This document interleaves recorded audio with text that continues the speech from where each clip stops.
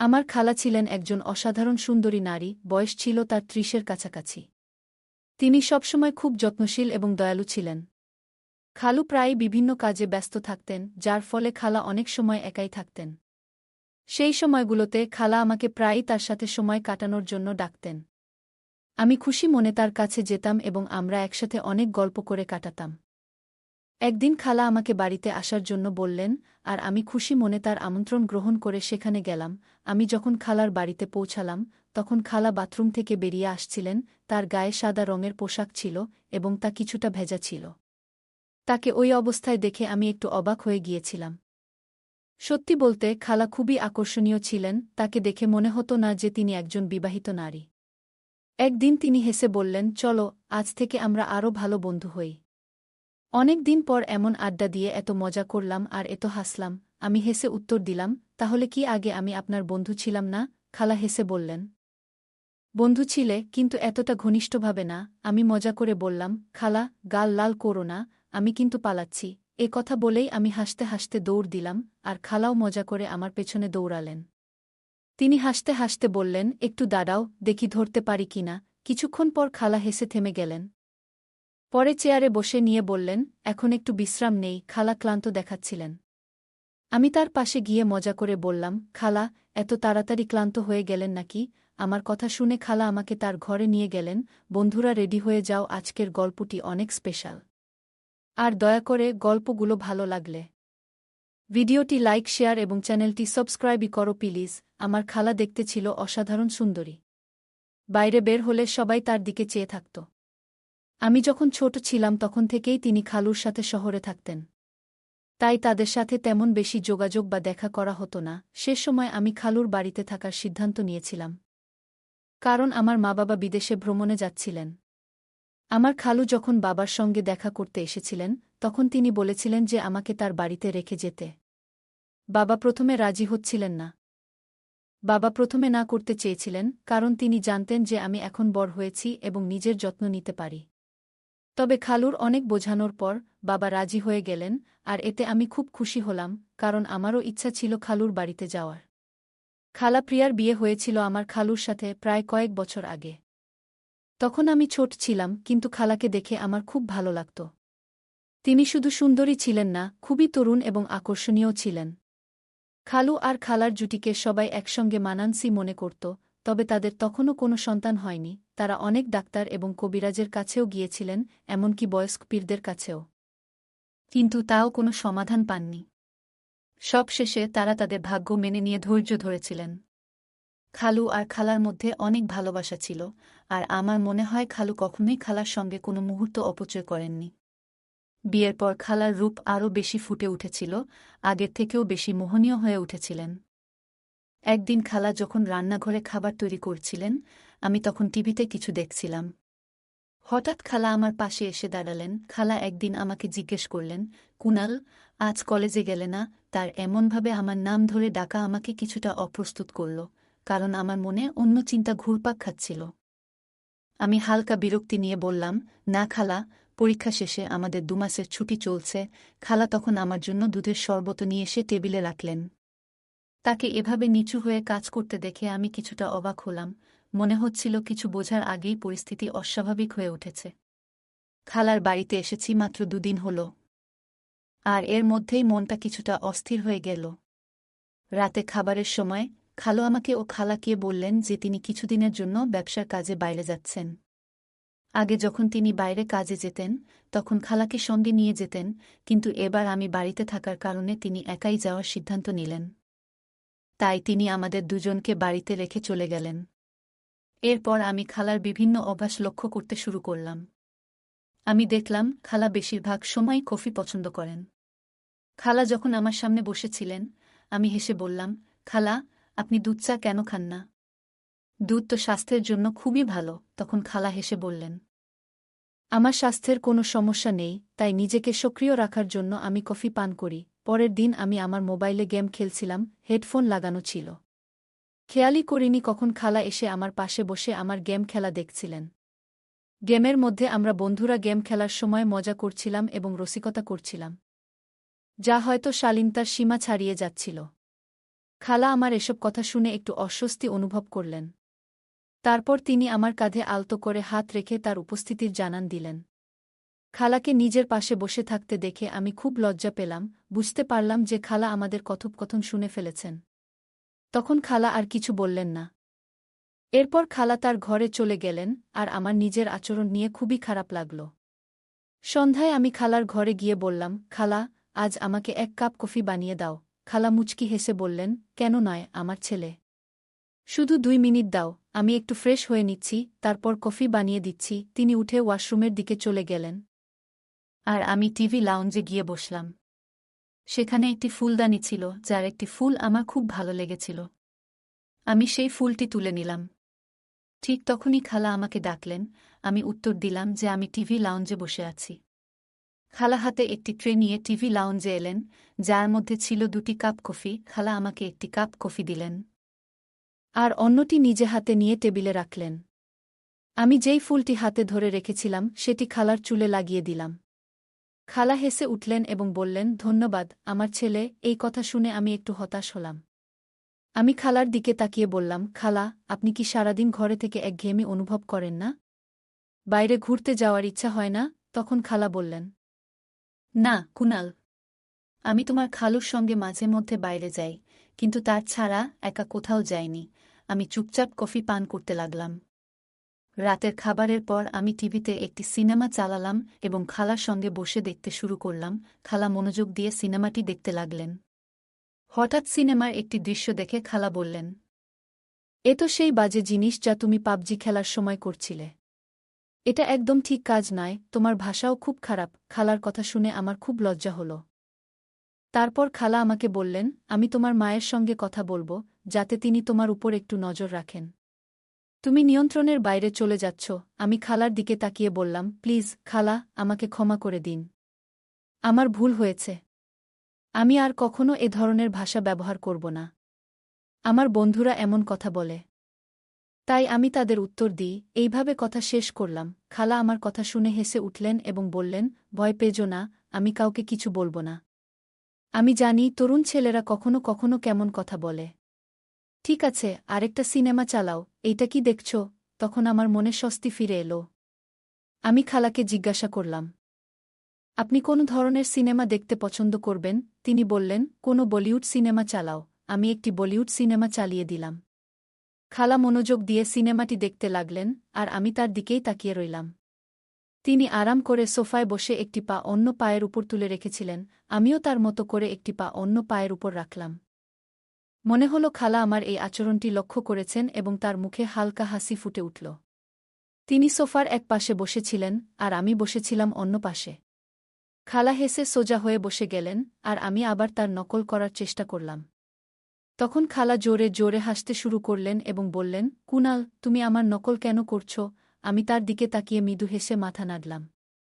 তখন তিনি মজা করে বললেন, কেন আমাকে বিরক্ত করার চেষ্টা করছ? আমি হেসে বললাম, হ্যাঁ, একটু তো। তারপর খালা আরও বেশি করে হাসতে লাগলেন। আমি মজা করে বললাম, অনেকদিন হলো কেউ আমাকে বকাঝকা করেনি বা কোনো শাসন পায়নি। আপনি এতটা একঘেয়েমি নিয়ে সারা দিন কাটিয়ে দিচ্ছেন। খালা আমার কথা শুনে কিছুটা অবাক হলেন এবং বললেন, কুনাল, আমি কি সত্যিই একঘেয়ে? আমি হেসে বললাম, জানি না, আমার কি হবে একা একা থেকে। খালা মৃদু হেসে বললেন, তোমার যদি ভালো সঙ্গী দরকার হয়, আমি ব্যবস্থা করতে পারি। তিনি আমাকে খুব সরল আর মজাদার মনে করছিলেন, যা আমার জন্য ভালোই ছিল। এই ধরনের কথাবার্তা চালাতে চালাতে খালা আমার সঙ্গে আরও বেশি স্বাভাবিক হয়ে গেলেন।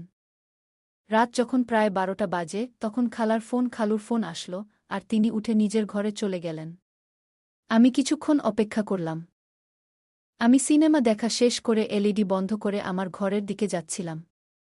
ঠিক তখনই খালার ঘর থেকে তার মৃদু আওয়াজ শুনতে পেলাম। তিনি বলছিলেন, তোমাকে খুব মিস করছি, জানো না কিভাবে এই দিনগুলো কাটাচ্ছি।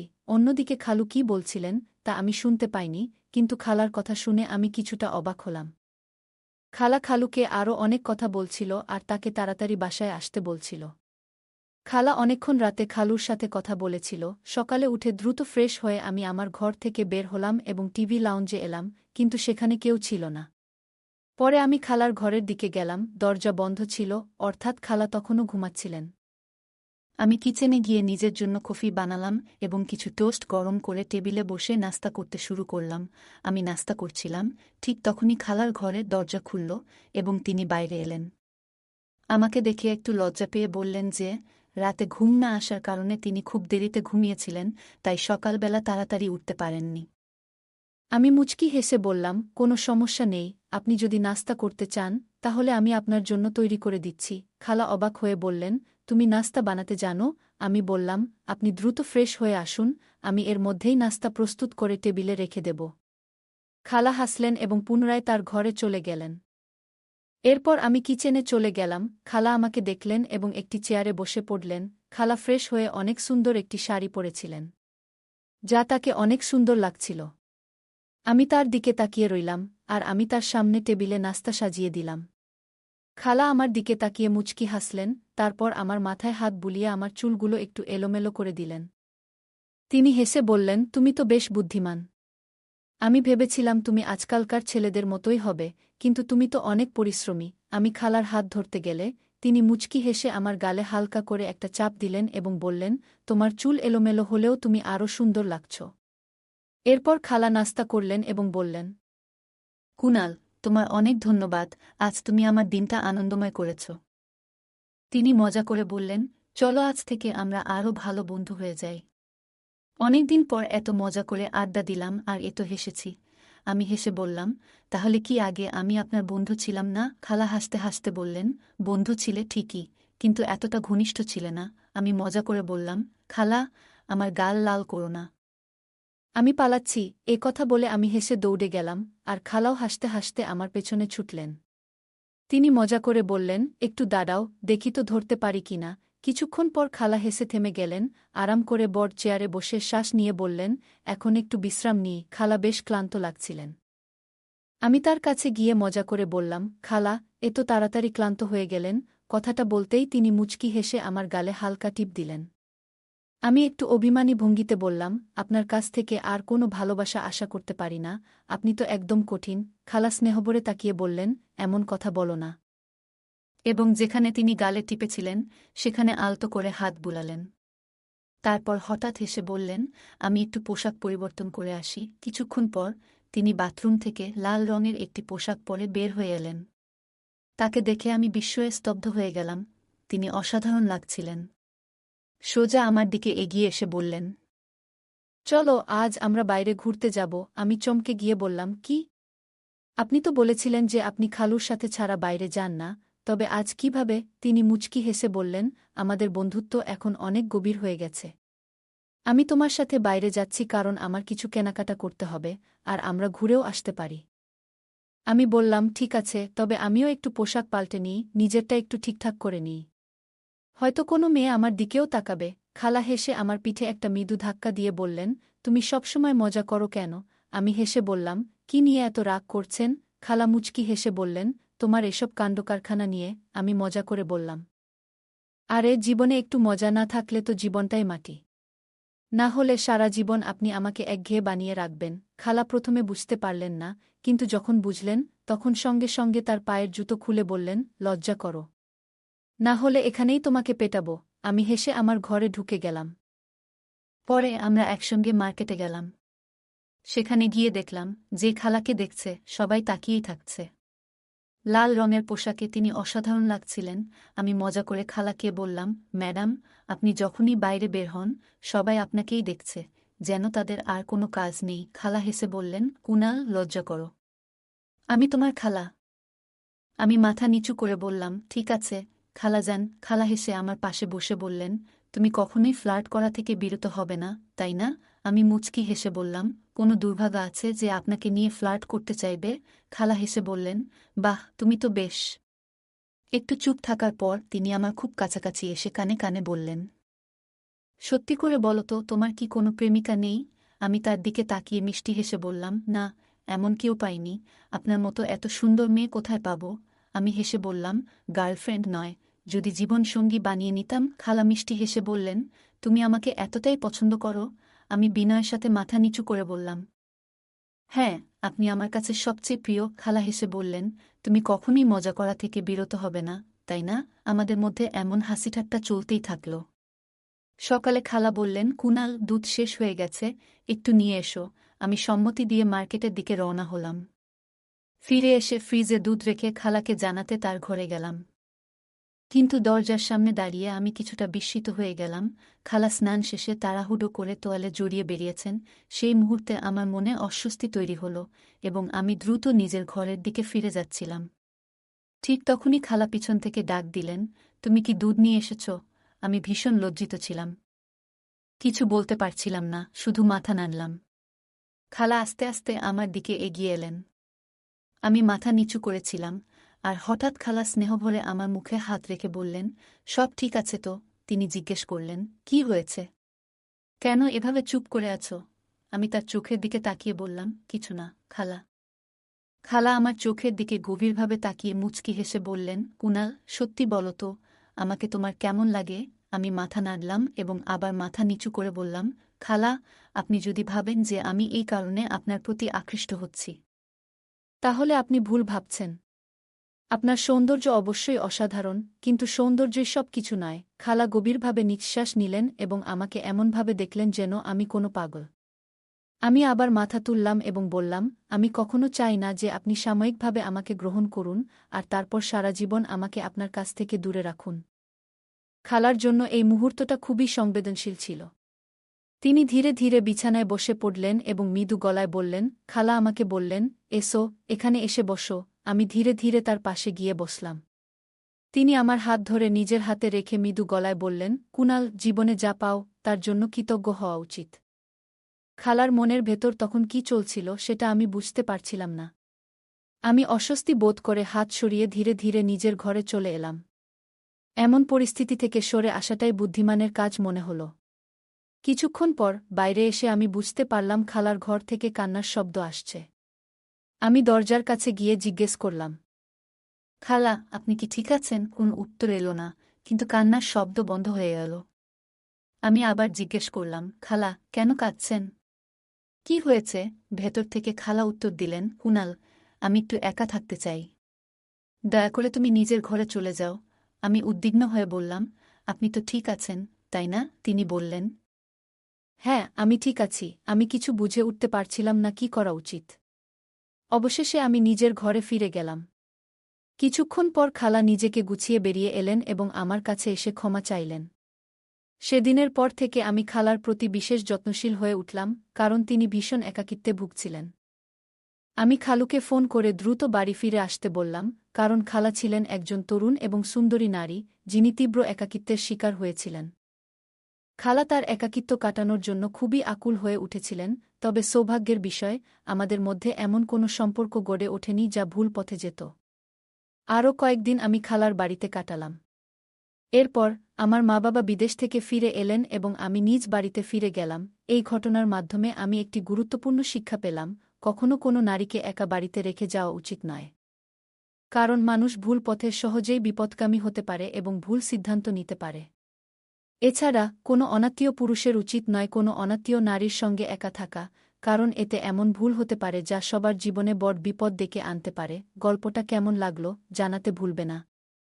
আরও মজার মজার রোমান্টিক গল্প শুনতে চাইলে ভিডিওটি লাইক, শেয়ার এবং চ্যানেলটি সাবস্ক্রাইব করতে এবং বেল আইকনটি ক্লিক করতে ভুলবে না। ধন্যবাদ।